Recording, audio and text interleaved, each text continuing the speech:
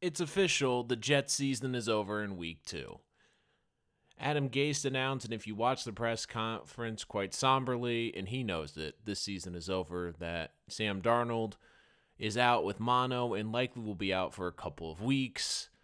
Even though the Jets have a week 4 bye, they're beginning the schedule, and I said this when I did their season preview. They had to go 2-4 and survive this gauntlet to begin the season because they play the Patriots twice, the Cowboys, and the Eagles over the next 5 weeks.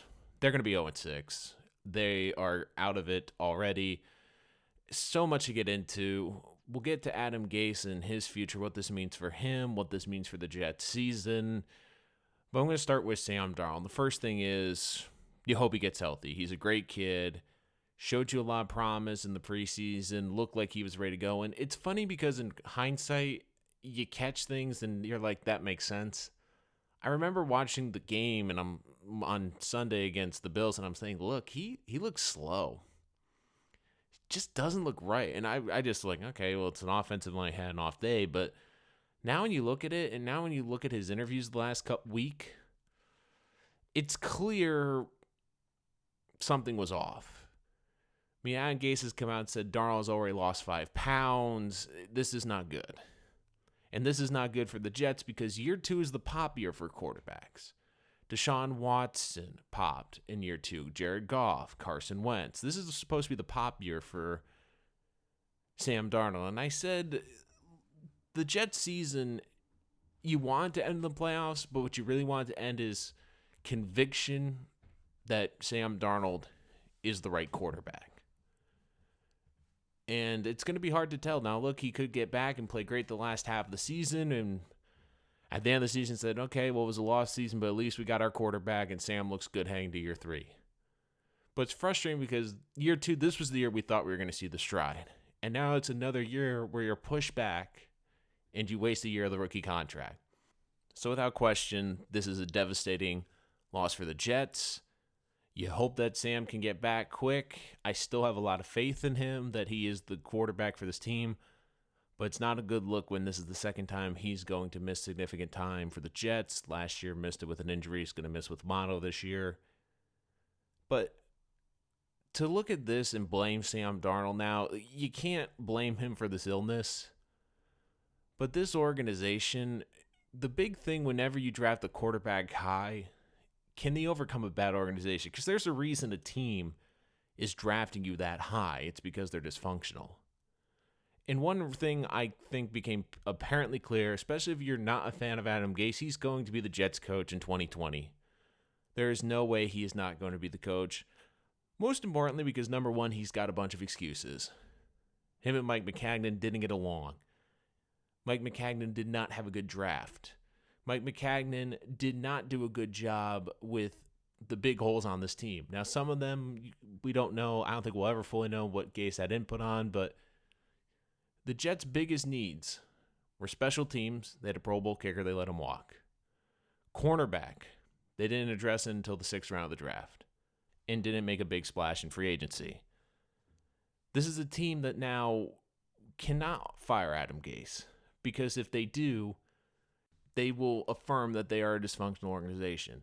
They can't go from a 12-month period, from January to January, firing 2 coaches and a general manager. It's not a good look. And look, I understand Gase. This is the hard hand to be dealt that you're not having your starting quarterback for any head coach in the NFL. But I think he's just going to use the excuses of injuries. If anyone's saying, well, Gase should be fired even if they don't play well the second half of the season, Gase can say, look, I lost Avery Williamson to the IR. I lost Mosley for significant time. I could potentially lose Bell. Quincy Newman we lost for the season. And maybe that's another move that Adam Gase didn't see eye to eye with Maccagnan. Because don't forget, Maccagnan last year at the end of the season gave Quincy Newman this extension despite having an injury history and a neck injury history, and he might not play ever again. So it's clear that the Jets are going to have Adam Gase because they got to give him an offseason. They have to give Joe Douglas a chance to build this team, especially because you look at the draft last year. Maccagnan did not do the Jets any favors because he didn't get more picks for the 3rd pick. And what were the team's biggest needs? Cornerback, pass rusher, offensive line. The only thing they did was draft Aduba, the left tackle, and he's not even a starter in the third round. Ja'Kai Polite was a head case and has already been cut in the third round. Quinnen Williams is hurt, even though I think Quinnen Williams would be a very good player. I mean, the Jets draft and their bad drafts under McCagnon, it's come back to haunt them this year because I know that there's that mentality in the NFL for the next man up, right? But when you're the Jets and you're a top-heavy team and you don't have good depth, it's kind of hard for the next guy to step up when you go from an A player to a D-minus player. It's just that simple. And it's clear, Adam Gase knows the season's over. You just look at his body language in that press conference, how somber he looked, basically looking down. And I know he's not comfortable with the media. We've seen that before. But you can tell, and he knows, this season is over, and I'm going to be on the hot seat next year. Because he knows this fan base will go another year without going to the postseason. He knows that this season will likely end with the Jets picking in the top 10 again. And he knows he's going to have that above his head that, look, he got the general manager fired last year. And even though Mike McCagnon didn't have a great draft, it's still on him that he got him fired after the draft. So now a lot of it's on Adam Gase, especially if Darnold does not play well when he comes back. A lot of this is going to be on Adam Gase, and Gase knows that year 2, if he doesn't make the playoffs, he's likely gone. Because he's been put in a situation. Now, this year, he's got the excuses because of the injuries, because of Sam missing time. But the one thing that's very interesting, and we're seeing it in the NFL, is what rookie quarterbacks do well.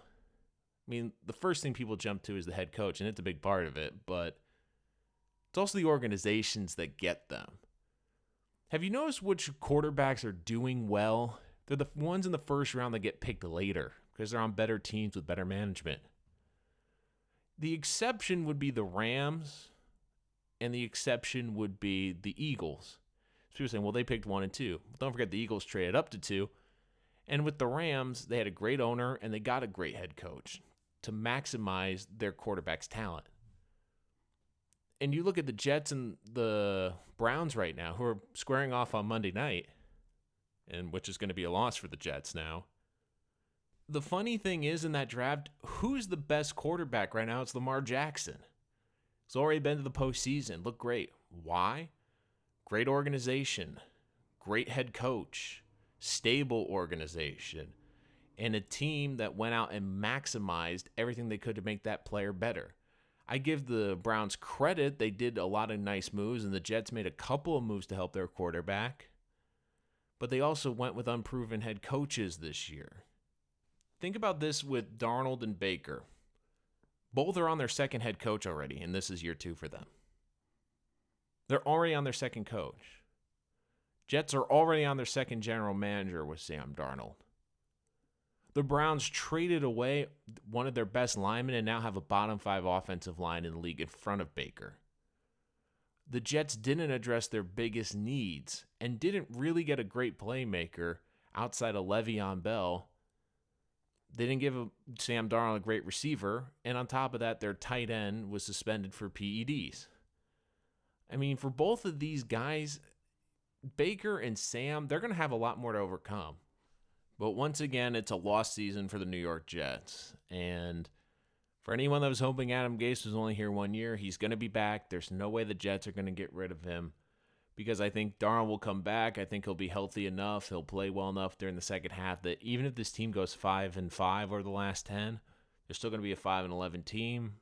The big thing is going to be his progress. Unless it's a 2-14 disaster, I don't see the Jets making a move. Because the problem is they've already made this move. They've already made a coaching change. They made a general manager change late. You can't have your second head coach and second general manager for your young franchise quarterback just after his second year. It's not a good look. And it's highly dysfunctional. And people, it's funny because people are saying, well, why are you reacting this way after the Jets lost? Because I was saying how important the game was. And you look at this schedule, the Jets are going to go 0-6. It's going to be bad. And the thing that's going to be interesting is once they go 0-6, how do they play the last 10 games? Are people going to be completely bought in? Are people that are banged up going to risk injury? Or are they going to stay on the bench if they're injured? They're not going to push themselves to get through injuries. Are they going to even trade guys? I mean, because by that point, you're going to be around the trade deadline. Could they trade Leonard Williams to get draft capital? Could they trade Jordan Jenkins for draft capital? Could they move one of the offensive linemen that might be underperforming? I mean, could they move Robbie Anderson, who's already not put himself in good graces, it's clear, with Adam Gase?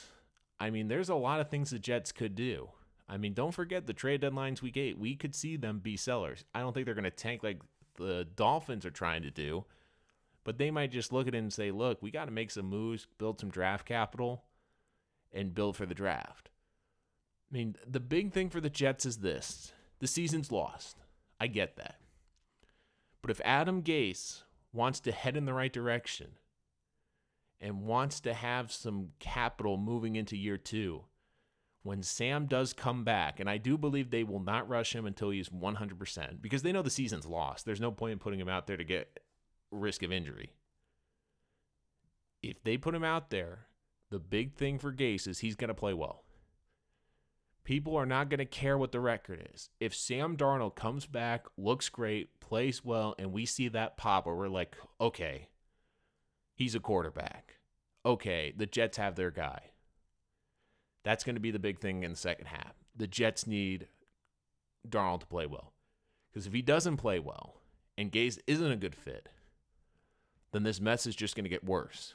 Because then you're going to have to debate what to do at the end of the season, and I don't think you can get rid of Gase. And Gase has that capital saying, well, I didn't get along with the general manager. He didn't draft the guys I wanted. And more importantly, hey, it's not my fault these guys got injured.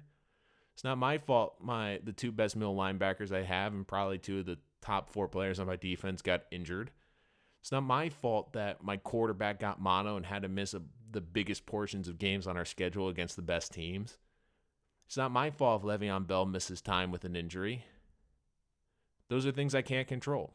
So I do think Gase is going to be safe for year 2. I know a lot of Jet fans might not like that, but it's very clear the season's over. You just hope Sam gets healthy. And the big thing for the Jets this season, it's not the record. The big thing is going to be when Darnold comes back, does he pop? Does he play well? Because if he doesn't play well and it doesn't work, Jets are in big trouble. And the Jets will have a decision to make because they're likely going to be picking the top of the draft. They could trade back, get a bunch of picks for teams needing a quarterback. Or if they are mixed about Darnold and don't love him, they're going to have an opportunity to probably get a quarterback in this draft. I mean, it's a long shot. I don't think they will do that. But if this season is another disaster, I think all options are on the table for the Jets. But it's clear that the 2019 season, like so many seasons this past decade, once again, is a lost season for New York. And once again, it's the same old Jets.